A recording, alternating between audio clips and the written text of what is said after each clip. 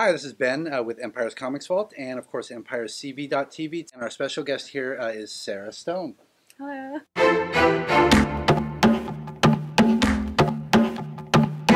The book that you do is Windblade. It's selling really well. When we had talked to you, we would gone in and done some more reorders for the stuff, and you can't get any of them. So that must mean that's really good. Oh, good. Okay, so you're doing that. They've got you on the cover of previews this month. The Transformers covers for previews is kind of an overarching image that kind of covers their mains for a lot of the series that they're doing, including like Megatron, who's in More Than Meets the Eye, Windblade, who will have her like another miniseries next Great, so year. it's just kind of the entire Transformers universe. Yeah, just kind of, and then Drift has another miniseries coming up pretty soon, and obviously Optimus is with Robots in Disguise. And where are you from? I'm from the San Jose area, and originally from Dallas, though. Oh, nice. How'd you end up over there? I moved for a job about maybe 4 or 5 years ago. Now, was this art related, or was this? Yeah, it was. Okay. It was for a company called Gaia Online. I was an artist and then art director there for a while. Oh, nice. You got to San Francisco. You came here for that job. Yes. And why don't you tell us a little bit about what happened with the IDW and the Transformers? About a year ago, I ended up leaving Gaia on friendly terms just to like kind of pursue my own art. I felt like I wasn't progressing the way I wanted to. I was ending up in a much more leadership management role, and I wanted to spend more time drawing rather than actually getting to express yourself and to do what you want. Right. And I loved my team and everything, but I wanted to pursue my art more, especially while I'm younger, and I feel like I still had a lot to do. So I left. Didn't really know what I was going to do. Just thought I'd try and. Oh, hello. Really professional, yeah. I just try and see what I could do, and I was, doing some conventions and just promoting myself, and eventually I actually ended up bumping into Margaret Scott, who did some of the writing for IDW and the Transformers, at Long Beach Comic Con. We started talking a little bit, and she had like a personal project that she wanted me to do, like some pitch artwork for. Was this something to do with Transformers? No, it had nothing to do with Transformers. Completely separate, okay. Completely separate.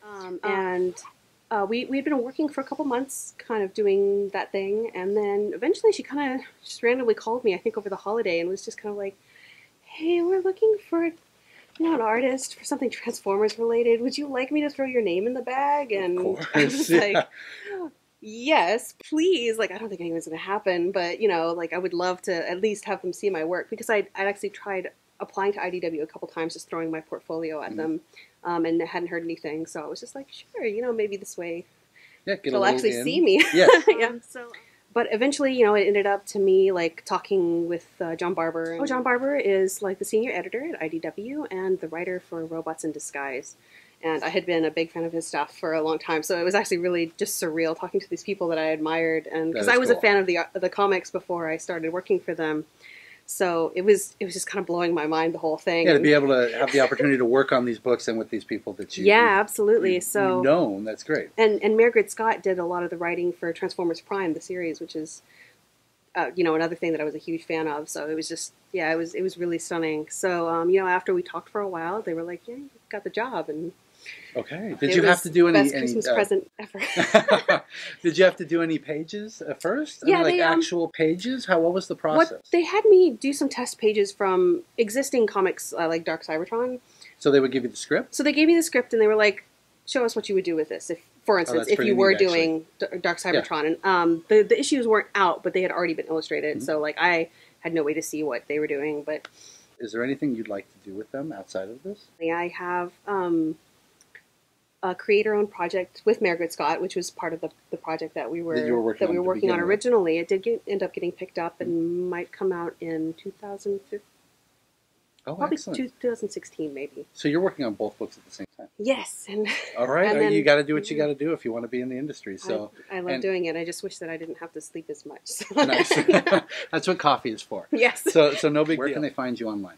Online, my Twitter handle is Fayren, Fayren, and my portfolio website or my Tumblr blog is monsterboysandrobots.com. And thank you very much for coming down and joining us. Thank you so much for inviting me.